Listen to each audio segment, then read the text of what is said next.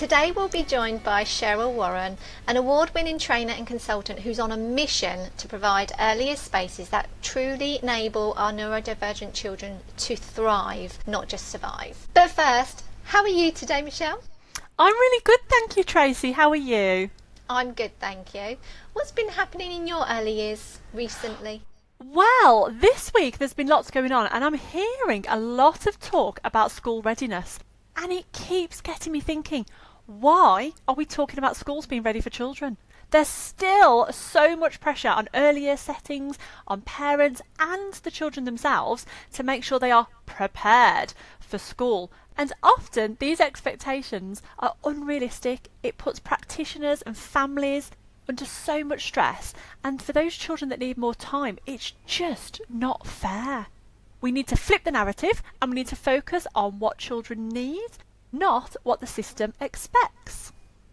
What's been going on in your week in early years this week, Tracy? Thank you for asking, Michelle. Well, you know, school readiness is something that is a little bit of an ick for me. So yes, absolutely. We need to flip that narrative. We need to be more child focused.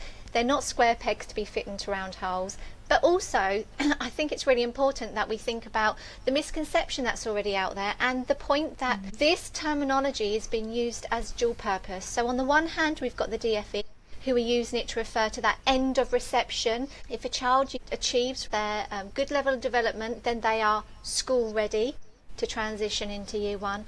And then I think more generally, people are referring to it in terms of that transition to reception class, which puts everyone, early years educators, the whole sector, under immense pressure. It can be really overwhelming for families, like you say. If you're not ready, then what does that kind of imply for your child? And don't even get me started on the impact that that's having on our most vulnerable children. I will save that conversation for another time. I put my soapbox away. Shall we get started? Yes, let's get started.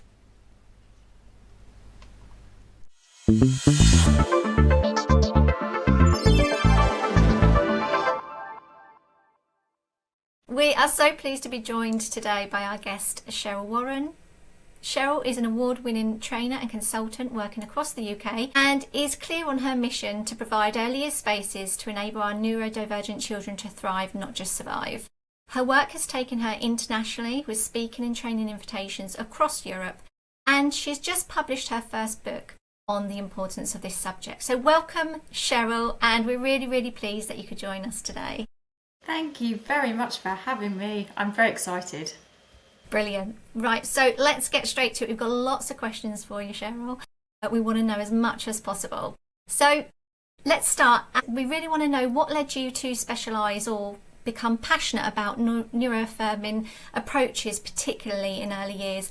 And also, what is neuroaffirming practice in terms of the context of early years? Two biggies. How long have we got?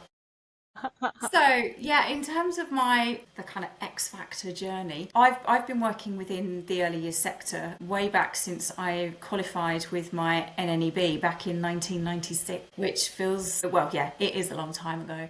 I always wanted to work with children. I wanted to be a nanny, and that's how I started my career. I started out as a nanny working just up the road in Wimbledon, and lots and lots of different roles over the years within nurseries, within local authority, lecturing, assessing, quality inspector for the National Day Nursery Association, lots and lots of different things. But it's, in terms of why I do what I do now, is a kind of culmination of my experience within the sector, what I have seen, what I have observed, what I've been a part of in a Senko, lead Senko role, working within family centres with children with a variety of different needs. It then became quite apparent fairly early on that I was observing and I was seeing some developmental differences in my eldest son. And to cut a very, very long story short, by the age of 6, he was diagnosed autistic and with sensory processing differences as well. And there were so many challenges, but there were also so many strengths. And I remember when I had a lady from the local childcare team come and go through support with regards to gathering information to be able to get DLA for him. And she said to me, we need to just write about worst day ever.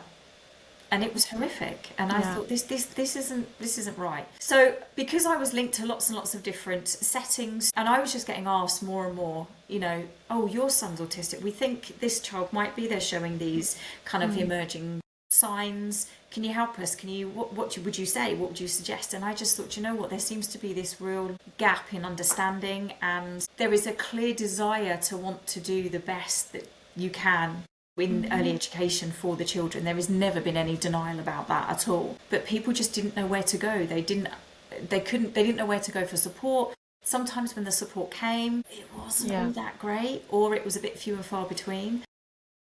And I just thought, I just feel I have so much that I could offer in terms of strategy and support. So I set up by myself and thought, let's give it a go and see what happens. And here we are now, and I am super busy, but so privileged to do what I do, and I feel deeply honoured that schools and earlier settings and childminder groups kind of trust me to come in and through what they're doing, from the advice that I'm giving and the strategies that I'm supporting them with, and they're gaining confidence, they're having this massive impact on the children and the families, which is kind of as well as my children physically getting me out of bed, that's what also gets me out of bed in the morning. So like you said, I've been lucky enough to go all over the country and internationally with what I do, and it seems to be having that kind of impact, and it's gathering momentum, which is great, because the wider the reach, the more confident that I can kind of place into our early years educators, the greater the impact that this sector, which I adore, is going to have on our children. So that's the why, I guess. In terms of what neurodiversity-affirming practice is, it's really understanding that neurodiversity is the natural diversity of human brains and that kind of function of the brain. Understanding neurodiversity-affirming practice is to understand, to acknowledge, to affirm, and to validate and accept the differences in our children, and seeing our children for exactly who they are, and the differences and the wonderful, unique differences that they come with. We just need to stop putting our children in these little boxes. We need to stop the kind of compliance, school readiness kind of element of it, that we need to get them to do this and we need to get them to do that. It's about viewing the way that our children play, the way they communicate, through that lens of it's different, but different is okay. And I need to meet them where they are, not I need to get them to have verbal speech, or I need to get them to play in the role play area because I haven't seen them do that yet. I need to stop them playing with the thing that they're obsessed about, because that's not getting them to do other things. And it's stopping that. It's a shift in thinking to view our children as right where they are is right where they're supposed to be. And it's about us joining them and being present with them in that moment. It's about being curious about the behaviours. It's not about the child needing to change. Sometimes it's about what do we need to adapt? What do we need to understand as to why they're behaving the way that they are, and what can I do to remove those potential triggers, because that clearly is creating that stress response. So what can I do and how can I support that child? It's that kind of analogy, if you know it well enough, you can explain it simply. And what you've just said to me is they will, and I think I'd go one step further and say, and it might look different, but that's absolutely fine. And that's it, isn't it? And it's just knowing our role in that. That's all we need to know to be able to make this, like you say, an opportunity to thrive, not just survive. Absolutely. I was lucky enough to see you do a talk at the Autism and ADHD show, where I was sat on the front row in tears, like fighting back the tears. I was there as an educator and as a parent. And it's almost like I needed to hear from you. I needed you to give me permission to think that way, because the system sort of tells us as educators and as parents what our children should be doing and how we should be preparing them for the next step, whatever that might be. But it was just so empowering listening to you. And even then I had goosebumps. It's like took me back to sitting listening to you again. It's just beautiful. And I think that is it. I think it is sometimes, I get it. I know the pressure that everybody is under, the pressure from senior teams, the pressure from area managers, area Senkos, the pressure from local authority coming in. We've got to do it this way, and we've got to get the children to do this, and we've got to get them to all sit down, and we've got to do this whole behaviour management piece. What if this child's doing this or then, and has a meltdown? I put a post out on my LinkedIn this morning. It's the last couple of days of July. And there was an advert around going back to school from a kind of well-known supermarket, getting your uniform and getting your pencils and pencil cases ready for school in September. We're always wanting to rush our children into the next thing. And even when we do observations, next steps. Yeah. What we're doing next, we need to prepare them. What do we need to, and even down to the narrative with our curriculum, what do we want our children to achieve by the time they leave this room before they go from toddler room to preschool?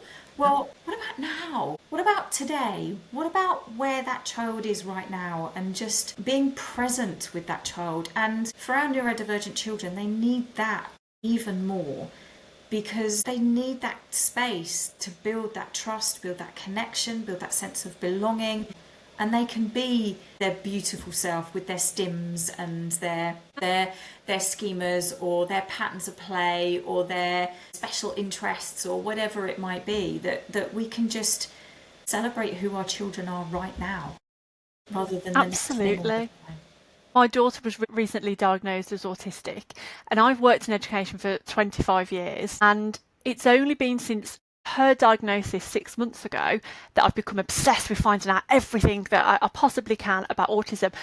And it really has highlighted just how little training there is when we're actually in the sector, on the job, working in early years, working in primary schools, how little understanding there is. Mm-hmm. It's just not a priority at all. It's really not. And our level 3 doesn't go into it in anywhere near enough detail. And I know from working with settings across the country, and I've done it myself when I've worked for local, within a setting, within a local authority, you go on the local authority training, and it's all around how to fill out the paperwork. There's very little around understanding strategies and the best supports. The stats, the most recent that I've got, is that 1 in 5 in every classroom is showing traits of, or has diagnoses, and is that on that SEM pathway. We're not gearing our educators up. We're kind of setting them up to fail, and therefore we're setting our children up to fail. Yeah. But I get it, especially with teachers, the pressure they're under is massive. It's hard, it really is. But if we can get the environments right for our neurodivergent children, we will also get it right for our neurotypical children. It's not about how can I do this and get it and support these 2 or 3 children. If we can create that space, as if you have a class full of neurodivergent children, you will support all of your children, because it's about meeting those unique needs. We do that beautifully in early years. Our EYFS talks about the unique child, and we follow children's interests and all of that. And I think we don't do that enough sometimes. So thinking about what you've just said, Cheryl, what kind of practical and actionable strategies can we use to create, and also, like you say, celebrate that neurodiversity that allows children to thrive? What can we do? What can people be doing? I think the first thing we do is we get to know our children. We get to know our children, and not just on that surface level. What are their interests? What do they like? What do they dislike? In terms of our neurodivergent children, yes, what are they interested in? But how? What is it about it? I was observing in a nursery, and they were talking about the fact that this child had an interest in cars. And I said, okay, so what is it about the cars? Is it the wheels? Are they kind of organising and sequencing? What are they doing? I don't really know. Well, it's just cars. And it just so happened that I knew what this little boy was doing. I could see it because both my boys also have an interest in F1. So this child was actually looking at these cars and lining these cars up as if they were on the grid the Sunday before at the F1 race. So it's not just cars, it's F1. So until we really get to know our children through gentle observation, not just, oh, hang on, that child, okay, I need to do two observations a week. I haven't done one. Quick, let's do one. Actually being with that child and knowing what it is about that child that they are super, super deeply interested in, and what is it about it. So it's getting to know our children on that deeper level. As regards to our neurodivergent children, it's about, if they have that diagnosis, how does it present for them? Because it will be completely different for every single child. There's a great phrase that says, once you've met one autistic person, you've met one autistic person. They will be so different. So how does it present for them? How does the environment impact them? Are they a sensory seeker? Are they a sensory avoider? Do we know? They're probably a little bit of both, because most of our children are, but what are they seeking and what are they avoiding? What behaviours do they show us that they need those things, that they have that unmet sensory need? What are their play preferences? What is their communication preference? What does dysregulation look like for that child? What about the one that goes inwards and prefers that isolation or prefers that kind of quiet, calm space when things are overwhelming? What does dysregulation look like for them? And then when they are dysregulated, what do they need?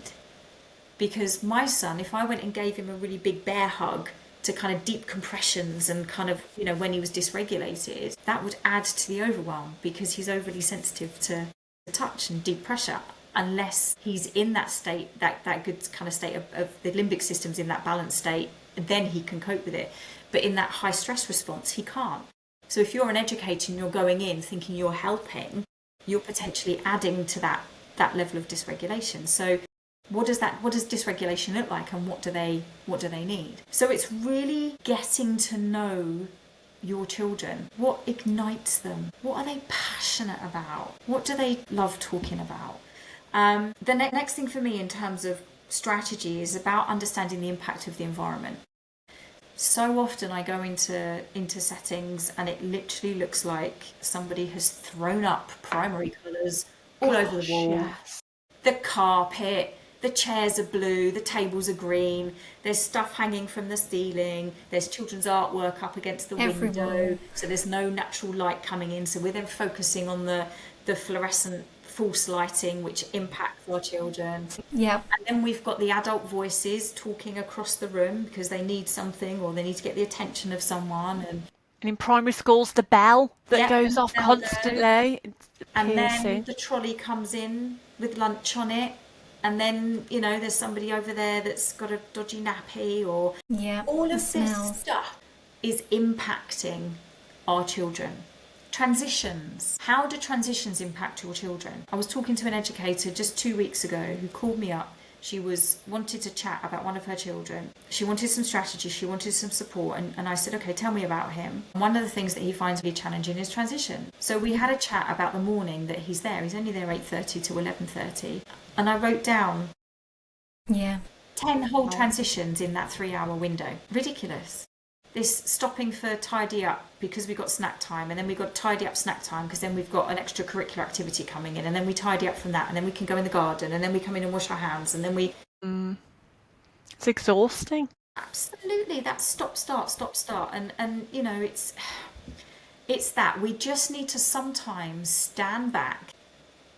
Exactly. You don't reflect on your own routine a lot of the time, do you? You just go with it. You kind of inherit it almost. I remember being an advisor and going into a daycare, and 3 times in one day they had to do the tidy up, Cheryl. And I said, so those children who are here all day, every day, are tidying up 15 times a week. We don't do that in our own homes. Why are we expecting 2-year-olds and 3-year-olds to do this? It's just having that kind of reflective eye, isn't it? Like, is this necessary? Maybe we've caused this because we've put too much out in the environment to start with. How can we make this a little bit more seamless for our children so it is natural and it is digestible?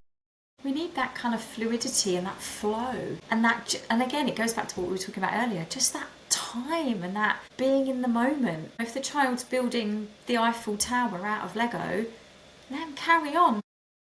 Do you have time? We've got snack. Come on. Put it in the box. You can get it out again later. Start again. Absolutely. So one of the other strategies for me, and all these things don't cost any money. So review, reflect, be curious, ask yourself why.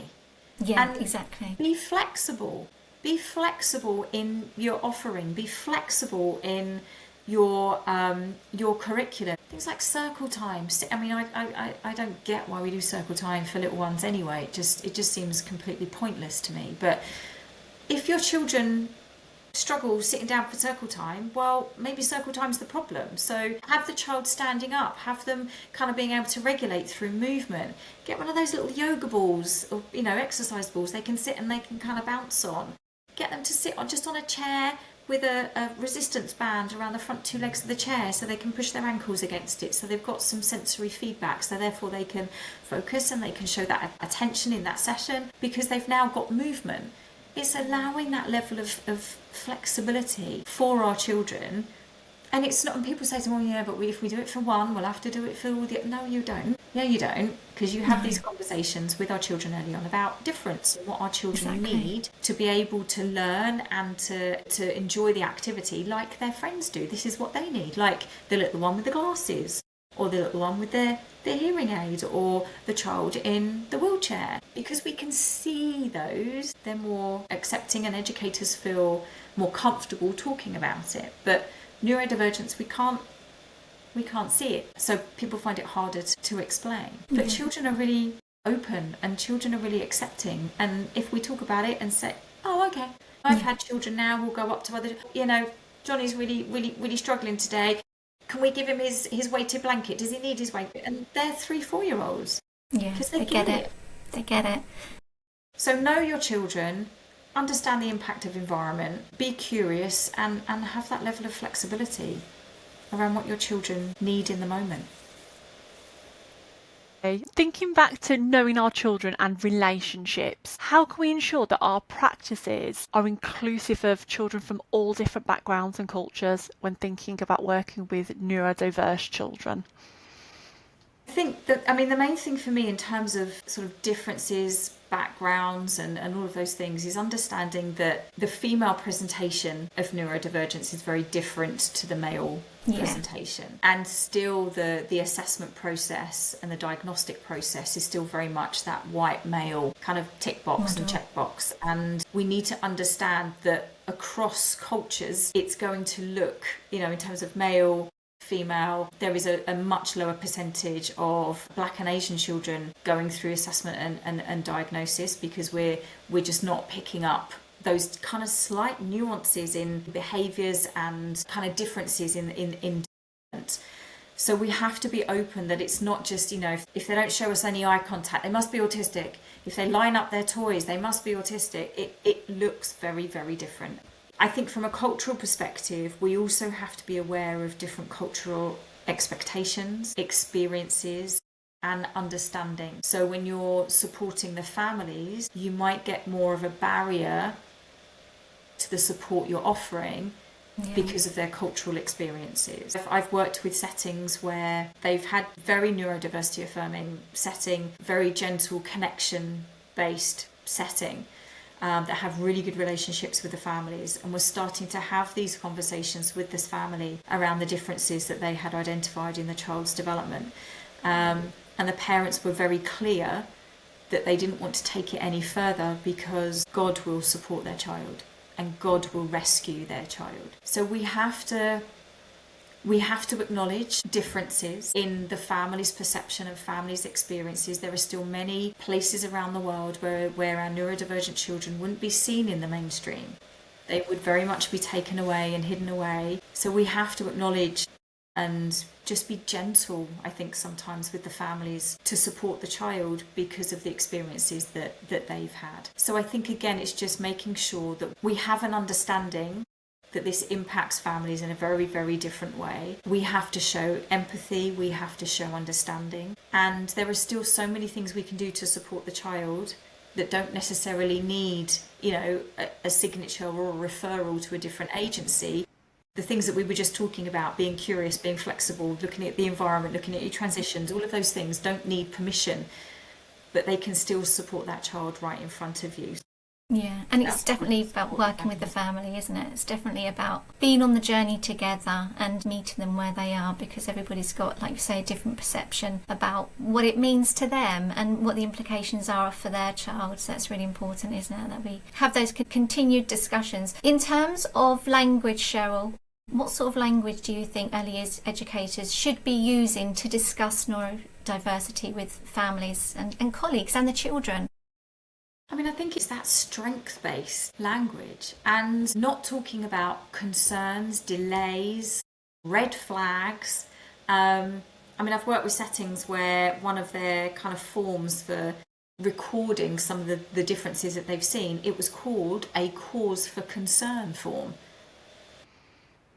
And the language within some of the forms and the kind of assessments we use. So even in policy, I support settings with policy review, looking at the language. It talks about delayed development. Our children's development isn't delayed. Delayed compared to what?